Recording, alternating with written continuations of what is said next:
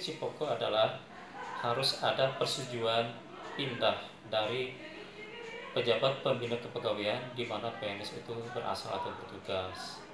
Kemudian ada persetujuan juga dari pejabat pembina kepegawaian dari instansi yang dituju, apakah itu gubernur, bupati, wali kota, atau kementerian di luar Pemprov kabupaten kota. Itu syarat pokok itu aja.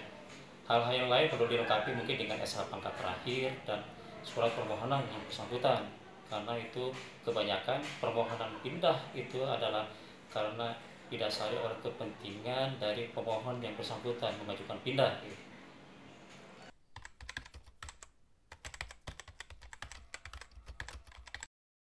Mungkin yang mana yang dipakai nanti Pak? Saya sedang dalami motivasi pindah itu apa.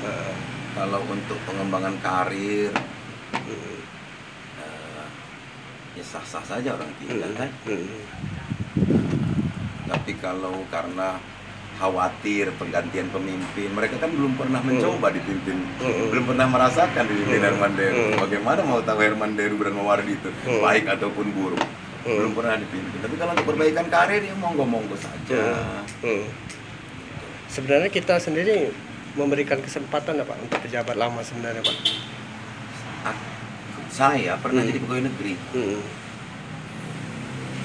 bahkan dari golongan yang rendah, golongan 2A pada saat itu. Saya pernah berkarir menjadi pegawai negeri selama 10-11 tahun. Saya tahu kok bahwa pegawai negeri ini meniti karir nggak gampang. Maka nanti setelah saya dilantik, saya akan memberikan mereka pemahaman. Herman Deru itu bukan pembunuh karir gitu ya.